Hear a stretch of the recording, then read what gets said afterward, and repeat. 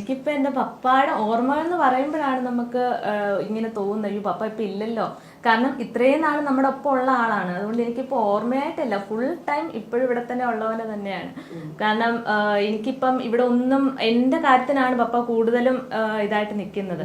ഇപ്പൊ ഞാനിപ്പോ ഹോസ്റ്റലിൽ പോവുകയാണെങ്കിലും എല്ലാം എനിക്കിപ്പം തലേദിവസത്തേക്കുള്ള ഡ്രസ്സ് ഫുള്ള് തേച്ച് വെക്കും. ഞാൻ എനിക്കൊന്നും ഇതുവരെ ചെയ്യണം. എനിക്ക് ഇപ്പോഴാണ് പപ്പ പോയതിനു ശേഷമാണ് ഞാൻ തന്നെ എന്റെ കാര്യങ്ങളൊക്കെ ചെയ്യുന്നത്.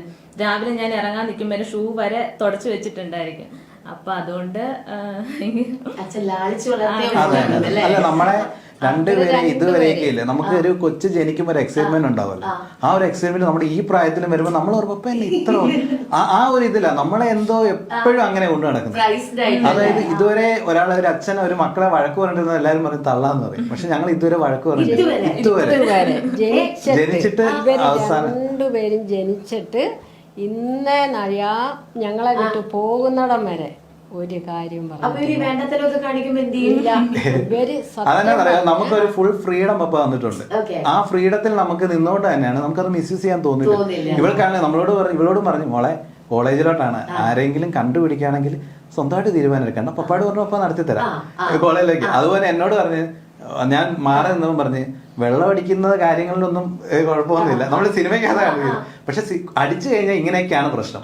മോന് അത് എന്ത് നമുക്കൊരു ചോയ്സ് ഉണ്ട്, നമുക്ക് ചൂസ് ചെയ്യാം, വശമുണ്ട്, ചൂസ് ചെയ്യാം. അല്ല നിന്റെ ഇഷ്ടം എന്നുള്ളൊരു സംഭവം വെച്ചിരിക്കുന്നതാണ് നമ്മളത് ബ്രേക്ക് ചെയ്തിട്ടില്ല. ഇപ്പൊ നിങ്ങളിങ്ങനെ വിളിക്കുമ്പോഴിങ്ങനെ പറയുമ്പോഴാണ് നമുക്ക് സത്യം പറഞ്ഞാൽ നമുക്ക് അങ്ങനെ തോന്നുന്നില്ല. ആള് ഷൂട്ടിലാണ്, അതുകൊണ്ടാണ് ഞങ്ങൾക്ക് ഇങ്ങനെ ഇരിക്കാൻ പറ്റുന്നത്.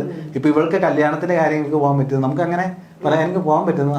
ഞങ്ങൾ ഒരാളുടെ ഫ്രണ്ടിൽ പോലും ഞങ്ങൾക്ക് ഒരു വിഷമോ ഒന്നും ഞങ്ങൾക്ക് തോന്നുന്നില്ല. കാരണം നമ്മുടെ ആ അന്നത്തെ പപ്പ പോയ ദിവസം കഴിഞ്ഞു, പിന്നെ നമ്മൾ അതിനെപ്പറ്റിയേ ചിന്തിക്കുന്നില്ല. പിന്നെ എന്നും പോസിറ്റീവായിട്ടാണ് പപ്പ ഇവിടെ നിൽക്കുന്നത്. അതുകൊണ്ട് പപ്പയുടെ ഒരു കാര്യം ചിന്തിക്കുമ്പോൾ നമുക്കൊരു വിഷമേ വരുന്നില്ല. കാര്യം ആളെന്നും നമ്മളെ സന്തോഷിപ്പിച്ചിട്ടേ നിന്നിട്ടുള്ളൂ.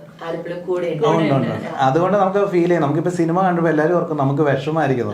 നമ്മളിപ്പോഴും ആ കളിയാക്കും ഇപ്പോഴും ഉണ്ട്. അമ്മ അതേ പപ്പയുടെ എക്സ്പ്രഷൻ കണ്ടോ, അങ്ങനെ തന്നെയാ പറയും. ഇനി 10-13 സിനിമയോളം ആൾ റിലീസ് ആവാനും ഉണ്ട്. ഇവര് രണ്ടുപേരും എപ്പോഴും ഇതേ പറയും. അപ്പൊ ഞാനും പറയും പപ്പാടെ ഇത് കണ്ട പപ്പാടെ ശബ്ദം ഇങ്ങനെ അങ്ങനെയൊക്കെ ഞങ്ങൾ ആദ്യം ഏറ്റവും ആദ്യം പപ്പയുടെ സൗണ്ടില് ഇപ്പം കോക്ടെയിൽ എന്ന് പറഞ്ഞ പടത്തില് പപ്പ ഡബ് ചെയ്ത് പപ്പയുടെ സൗണ്ടിന്റെ ഇതുകൊണ്ട് അവർ ഉദ്ദേശിച്ച ക്യാരക്ടറിനല്ല. അപ്പം പപ്പ ഓർത്തെന്ന് വെച്ചാല് എന്റെ സൗണ്ട് മോശമായിരിക്കും, കാരണം അവരുദ്ദേശിച്ച ക്യാരക്ടറിന് ആ സൗണ്ട് ആപ്റ്റില്ലായിരുന്നു. അപ്പൊ അങ്ങനെയാണ് പപ്പ ഉദ്ദേശിച്ചത്. സൗണ്ട് വേറൊരാൾ ഡബ് ചെയ്യിച്ച് ആണ് എടുത്തത്. രണ്ടാമത് ആ സൗണ്ടിന് കയ്യടി വന്നപ്പോഴാണ് അപ്പൊ ഇപ്പൊ എങ്ങനെ ഉണ്ട് എന്നുള്ള രീതിയിൽ ഏറ്റവും ബെസ്റ്റ് എന്നല്ല, ഒരു മെമ്മറി എന്നല്ല, ആളെപ്പോഴും വെച്ചാൽ ഫുള്ള് കോമഡിയാണ്. അതിപ്പോ ഈ സിനിമ